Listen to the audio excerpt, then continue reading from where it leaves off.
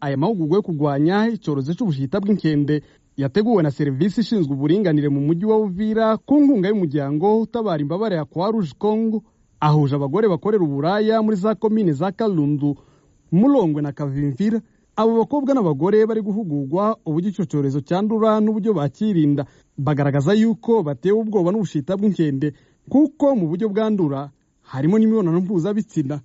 Maria Muhawa ni umuyobozi uhagarariye abakobwa bakora uburaya muri uyu mujyi wa Uvira, uri mirometero bigera kuri 7 uvuye ku mupaka uhuza Kongo n'u Burundi. Imibare dukura mu butegetsi igaragaza ko muri uyu mujyi urimo abagore bicuruza bagera ku 1000. Benshi bavuga yuko badafite amakuru ahagije ku bushita bw'inkende, gusa uyu muyobozi asanga bari bakwiriye guhabwa urukingo. Turigenga turaba maraya, ingwara n'ingwara mbi fatira ku buhinga bw'irondoka, gafatira mu mubiri wose. Utayironkeye inyigisho nawe ukigisha abandi, nukuri twomarika kandi twohera. Mugabe inyigisho ziko ziradufasha ngene batubwira natwe tugenda tukabafasha abakiriya bacu, tukababwira ingene bo kwifata tubonye bazigwaye, tukabaorienta bakaca kwa muganga, bikatubuza abo dukorana byarabafasha. Ibafashe tuja ku ntuzenga anye ku centre de santé, batubwira ntayo boshobora kutuvura, bashobora tuorienta kuri hospital, badusaba amahera menshi mu 320 nga kuri hospital general. Ndayizeye Alice ni umugore mu kigero cy'imyaka 30 y'amavuko, akorera uburaye muri Kirondorondo.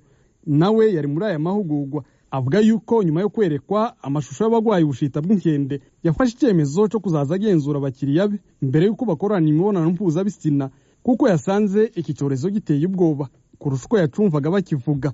Nabonye ari yica gusa kubera ukuntu nabonye bifatira mu gihimba cirondoka, abahungu n'abakobwa bose nabonye bononekara. Ariko ngo mufite ubwoba kubera iyi ndwara abakiriya banyu bashobora kugabanuka? Barashobora kugabanuka kubera iyo ndwara nyene.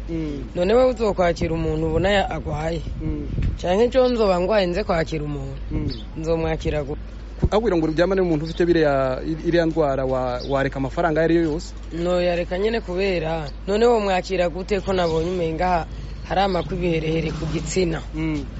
Go kwakira umugabo gute bidakunda. Gusa nubwo abo bagore n'abakobwa bari guhugurwa kuri iki cyorezo, hari abandi nabo bakora umurimo w'uburaya bari muri utu turere twa Uvira na Fizi, bahamya yuko nta makuru ahagije bafite. Irya ngwara ni gisugumizi nyene n'ingwara y'amapepi, irya ngwara n'umudayimoni wateye gusa. Iyo abari ingwara iva mu mbonano mpuzabitsina n'abagore bubatse baba bayigwara kubera abagabo babo baraja hanze. Marie Mitiraponga ni umuyobozi ushinzwe uburinganire mu mujyi wa Uvira, yavuze yuko bahisemo guhugura aba bagore n'abakobwa kuko ari bo babona bashobora kwibasirwa n'ubushita bw'inkende ndetse bashobora no kubwanduza abandi. Lengo ya mafunzo ilikuwa ni kuonesha kama hawa wamama wa Barota. Intego y'aya mahugurwa ni ukwerekana ko aba bagore bakora umurimo w'uburaya aribo batibukwa cyane kandi aribo icyorezo gikunze kwibasira. Niyo mpamvu twashatse kubahugura kuko uburwayi ari bubi cyane. Imibare ya vuba y'akarere k'ubuzima ka Uvira yerekana yuko abantu barenga 700 aribo banduye ubushita bw'inkende, mu gihe 4 ari biki cyorezo kimaze guhitana. Mu ntara ya Kivu y'Epfo imibare yerekana yuko abantu barenga 4,000 aribo banduye. Mu gihugu cyose abantu bamaze kwandura ubushita bw'inkende bagera ku 22,000, mu gihe 700 bahitanywe nabwo. Vedase Ngabo, Ijwi ry'Amerika, Uvira.